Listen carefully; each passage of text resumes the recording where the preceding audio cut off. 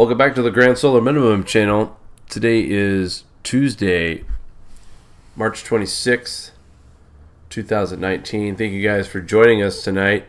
We'll get right started here just real quick, but I wanted to start with a programming note.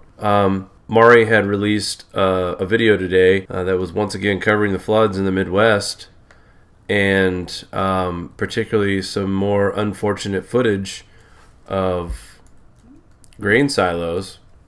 And I'm not going to show very much of this here. But the reason why we had to re-upload our update was that we were being threatened with a copyright. And it was just for a section of video that was showing the up-close damage of these grain silos that were underneath water. And where these silos had, clearly they're damaged. It's 100% loss. So not only is the crops we're going to be washed away anyway, the flooding of the water into the fields, now you have the grain that was going to be used to be planting no longer any good. And one's got to wonder that we've talked about what's happening in Nebraska and then this footage in Iowa, and it's starting to make you wonder a little bit the cost of loss out there, over $3 billion and rising. And each time we go on the air live, we talk about the situation over here, and it's just concerning that we had to edit out. Essentially, the only way we could get away with our report today for our solar update and the headlines that Mari reads, we had to edit out the footage of the silos that were in floodwater. Some of them were busted open, so the grain was obviously exposed, contaminating every single one of them. I doubt even if there was anything salvageable, not enough to help the cause at all. So very tragic situation right now that we're experiencing. And another thing too, before I go into tonight's report live, very disappointing to see some people out there who we fully trust and rely on for information and resources. There's people out here that are just trying to say, hey, this is a flood and these floods happen and, blah, blah, blah. And we already have concerns right now. People are paying attention to this stuff and they're seeing the food costs going up. We were talking about it earlier in the chat. When we released the video originally, talking about food, when we see food prices. I believe GSM Solar Observations was in there. I think he said immediately. And I agreed. We've been at several restaurants where it just feels like you're spending anywhere from $8 to $15 more per outing now when it comes to taking a family of 4 out. I mean, even going to a McDonald's, the price has risen to almost $30, $27 to be exact, for 2 adult meals and 2 happy meals with medium drinks and comes out to $27. So yeah, I think we are seeing food increase, and we just don't really pay attention to it. And now, with the recent damage of Nebraska and Iowa, and how bad the situation is, some of these folks are still waiting for payments for 2018 damage as well. So one's got to wonder if the information that we're trying to communicate to you guys is being suppressed or being censored, because we recorded the audio for this earlier this morning, and it's been a battle all day to get this report put out. And then once it was finally approved, they had demanded again to take the information out, the visuals that we were showing, or it was going to be a copyright takedown.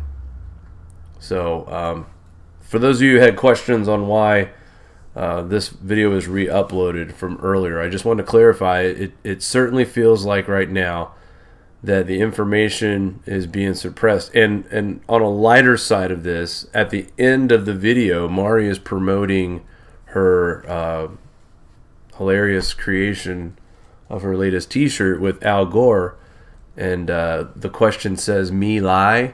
With Al Gore with a Pinocchio nose. Now, Every time we do a parody on Al Gore, this is a coincidence, I have to say. I can't prove it, but it's a coincidence. Every time we do something that involves with maybe poking a little fun at Mr. Gore, our channel gets messed with hardcore. The Pink Floyd situation, you guys remember that? Where we got copyright takedown for using we were making fun of Al Gore's 24-hour whatever fest he was having, and we used obvious footage from a band that wasn't Pink Floyd, claiming that these were the bands that were playing at Gore's festival. Horrible cover, terrible cover, and BMG personally filed a claim against us, and then we did a little digging. And the funny part is that we found out, we saw a bunch of pictures on the internet of Al Gore and the CEO of BMG. So you tell me, folks, the video where we're slamming Al Gore's event, hardcore, I thought it was funny. That same video, BMG comes out of nowhere and files a copyright strike for rebroadcasting a horrible rendition of what song was it? Comfortably Numb by Pink Floyd. And I gotta be honest with you guys, since that show, I've been bitter. I don't even listen to Pink Floyd anymore. That's how much it's bittered me. I used to love that band. And then we had the Christmas ordeal where Mari had made a Christmas classic with Mr. Al Gore as the Grinch himself. Very tasteful, not too ad hominem, but very tasteful. Nonetheless, we were harassed with that as well.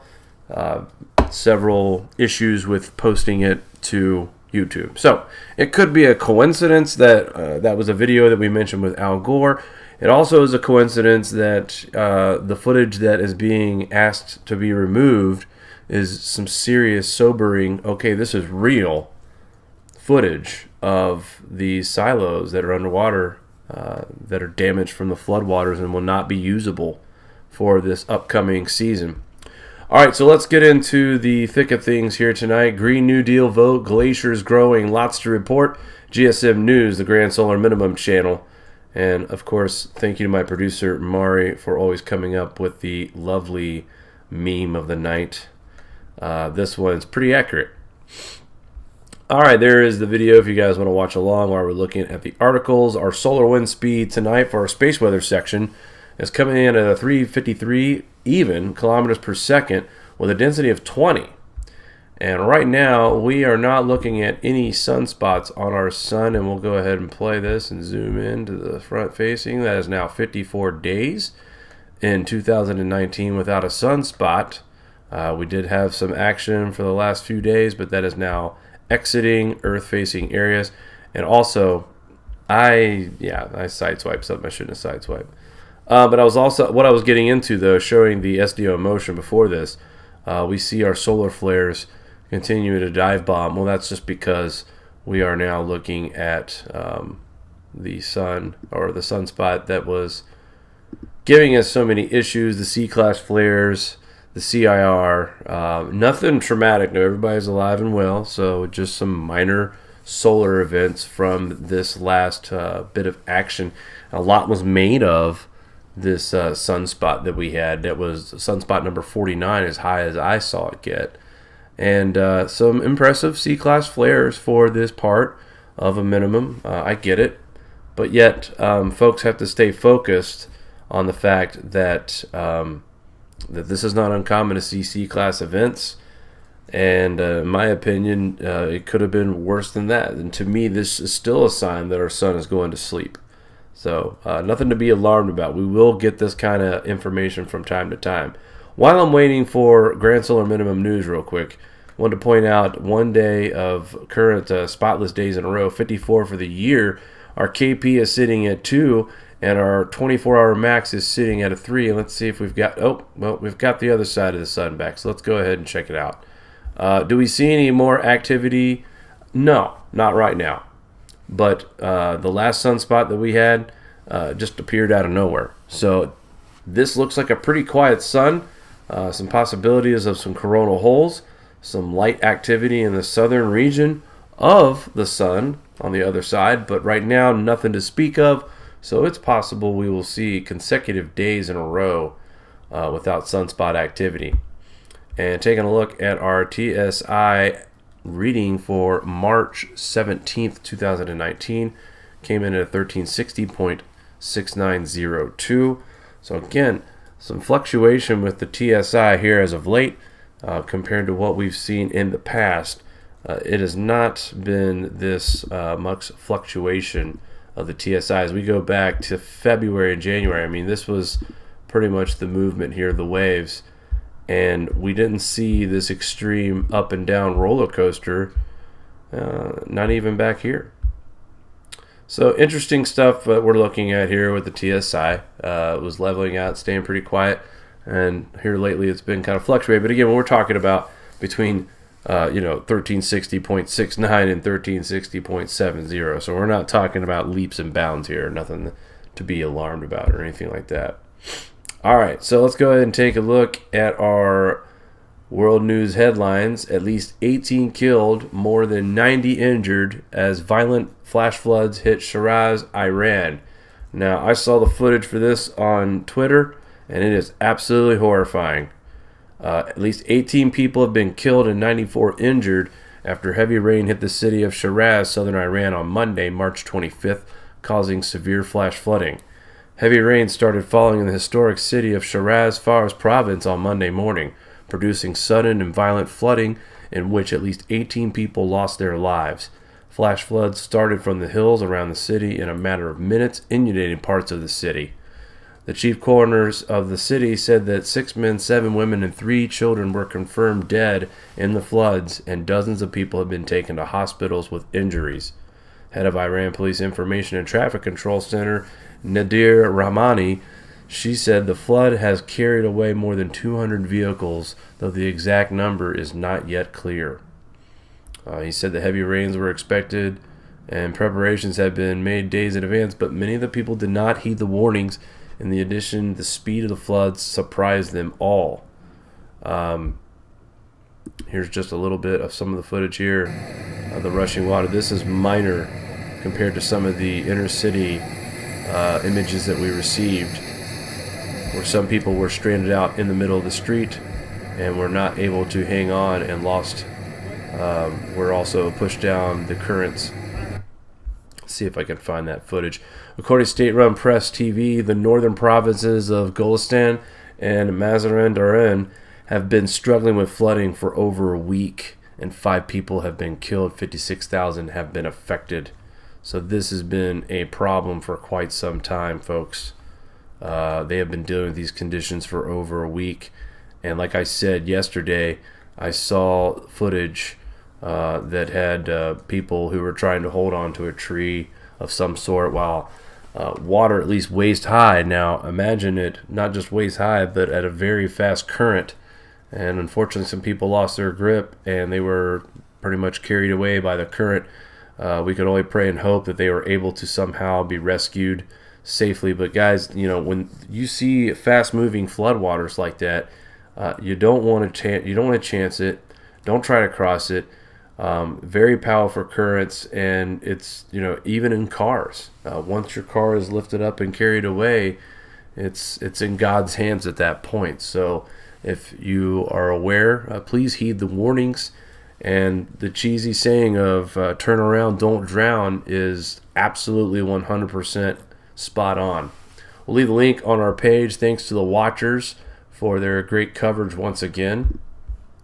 And this has actually been I've seen this all over today. Just about everybody and their mother is talking about this. Greenland's fastest flowing and fastest thinning glacier is growing once again.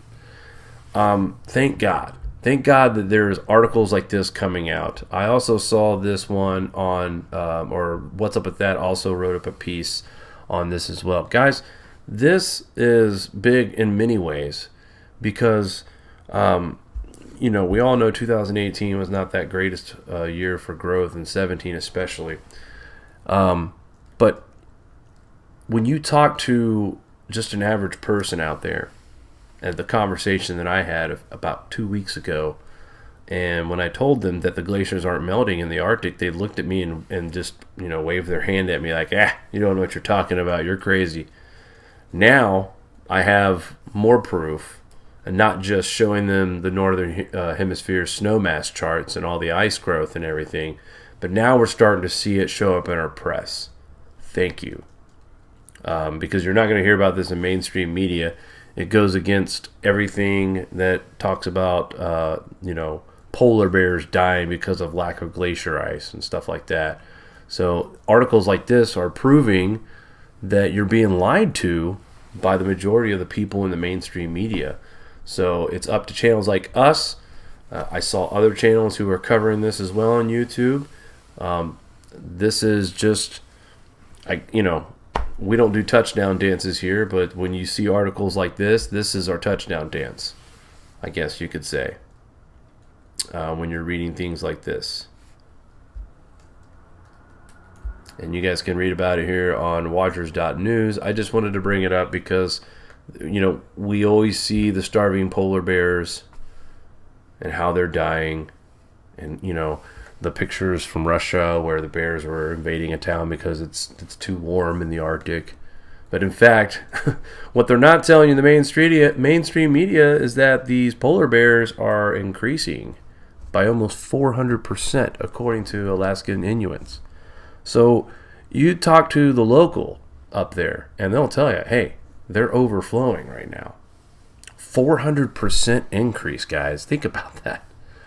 What's the normal polar bear population, and then it increases to 400%? Yeah, I'd say there's a food shortage going on. Definitely not an ice shortage. Again, articles like this shows that we are Charlie Sheening it, winning. All right, moving right along. Veronica dumps more than a year's worth of rain in less than 12 hours. How many times have we talked about stories like this? Since 2016 at least, and they really have gone on an uptick in 2018, and so far 2019 is carrying that story as well. Reading here from watchers.news, the wind and very heavy rainfall have now eased. However, road conditions may remain hazardous today, and communities may be isolated as flood continues. Flood watches and warnings remain in place for localized flooding in parts of the central and west Pilbara coast and adjacent inland areas, particularly around Marble Bar. Excuse me. On the back of a 1 in 100 year 24-hour total of 14.17 inches was recorded at Upper North Pole in 24 hours to 900 yesterday. More heavy rain fell in 24 hours to 900 today, with Upper North Pole recording a further 2.4 inches of rain. So, well over 2.5 feet of rain has fallen in just around 48 hours. 24 to 48 hours. Incredible amounts. Mari talked a little bit about the dual cyclones that hit Australia. Ex-tropical cyclone Veronica continues moving west-southwest parallel to the Pilbara coast, but it's not expected to re-intensify, thankfully. However, more showers are expected about the western Pilbara coast today before easing later in the day. You can see all the weather info here from the BOM. Thank you, watchers.news. I always mess it up and call you guys weather.news, but hey, let's face it. You guys could probably start a sister station called weather.news and make that all about weather, and the watchers could be about crop loss and volcanoes and earthquakes. But hey, who am I? Anyway, we'll leave the link in the description on our article here. And then the Wallow Bridge destroyed. Extremely heavy rains hits New Zealand south inland. Big time rain, guys. Cosmic ray influx. How many times do we have to talk about this? Let's pause this for a minute here. So we have flooding in Australia, big time flooding in Australia, dual cyclones hitting the region. All right, look at these pictures. Do these look familiar to you? Here's the Midwest. As Mari documented today, look at this. Okay, let's compare it to what we're looking at on watchers worldwide. Here's New Zealand. Not quite as epic, but that's pretty bad right there. I'd say the water's high. Here's Veronica. Look at the pictures from here. And then, of course, we've got the Midwest here in the United States. Iowa, Nebraska. And other places are bracing for a bad flood season. Why? Simple. And I'm going to break off topic real quick before I read this article from, excuse me for the fast scrolling, guys, but there's a point to be had here. So we're talking about why are we getting all this flooding, huh? Why are we getting all this flooding? Well, look at where we were this year for total snow mass in the northern hemisphere. Okay, most parts of the United States, we were looking at snow lines, and I'll go ahead and zoom in here, and we'll talk about the areas. Recently, we have seen this snow line melt as of recent. Let's move that down so we can keep that in the picture. All right, good. So here we are. This snow line is, likely so. It's March. We're almost in April, so we're spring. But this snow line was a lot heavier. And Mari, especially in Colorado, was also showing me some incredible snowpack and concerns of continuing flooding issues, especially for places like Colorado. Are we talking about the same level of flooding in Colorado that we're seeing in Iowa and Nebraska once Colorado starts to level out and warm up? I mean, because let's face it, Colorado you guys get warm temperatures. It gets hot. Yeah, what was it? 144% over That's average. what it was. So I'm not familiar with that area enough to know. I know the issues that we have faced with rapid snowmelt in Buffalo when it comes to floods that was a nightmare. and ice jams and that kind of stuff. So I worry for all the areas that are over capacity with precipitation right now. It's going to be a rocky spring, and the most concerning part for me is whether or not we're going to dry out quick enough for our farms to be able to get things going in the ground on time. I mean, this is what Mari and I we watched it soar up to right here, and I just remember thinking, wow, like, look at this. I mean, this is not just record high. This is off the charts. And, of course, now we're starting to see that downward trend. We're heading into spring. This is average. But really impressive snow amounts this winter. So if you ask me, we got Greenland talking about ice sheets that are growing back thicker. We've seen more snow cover this year in the United States. And also, now we're dealing with these large snowpacks that are melting. And of course, with the weather systems that we keep getting right now coming through these same areas, well, Mother Nature's not helping either. So this is something we talk about in the grand solar minimum scheme of things. But this is on a regular basis. Once the grand solar minimum starts, this is a kind of seasons we can expect year in and year out, and getting worse by the year, by the decade. So if this is only the beginning and just an appetizer, imagine what we're going to be like when we are truly in the grand solar minimum. A lot of us believe it's going to be in the 2030s. Some people believe it's going to be now, which I'm going to disagree and say we're at least looking at solar cycle 26 at the beginning. Possibly some people even have it going as 2041 being the beginning of the grand solar minimum. But I do believe that each decade we approach the 2030s, the 2040s, we're getting deeper and deeper with less solar activity each cycle. 24, one of the weakest cycles in almost 200 years. Now, you got some scientists predicting that it could be, cycle 25 could be slightly stronger than 24. I'm not really concerned about a cycle that is slightly stronger than one of the deepest or one of the lowest solar minimums or solar cycles we've came out of in the last 200 years. I'm not really worried about that. It's what's going to happen afterwards, because a lot of it's, from what I understand, is happening has been happening and will continue to happening. I see no reason why that this decline will not continue. And some of you folks out there may see this as a warming trend, a new plateau, and you're allowed to have that opinion. But I think at this channel, the correlation between solar activity and climate are very relevant, and we continue to show correlations between lower solar activity and climate. And this year, perfect example, as we head into this minimum, we're seeing lack of sunspots. The atmosphere is cooling because of cloud nucleation from highly charged particles seeding our atmospheres, creating more cloud coverage, bouncing back what lower TSI we're already receiving into space, not allowing the warmth to be fully absorbed by our planet. It's I don't understand where people call folks like myself climate change denier. It's not about the climate change that I'm denying. It's about your belief. It's about your scientific proof that you think that man causes this. And then we look at information like this that's related to natural cycles, and go figure, all along it's been natural. So that means we're being taxed for nothing. So yeah, there's kind of a dual mission here at Grand Solar Minimum Channel. One is to show the correlation of solar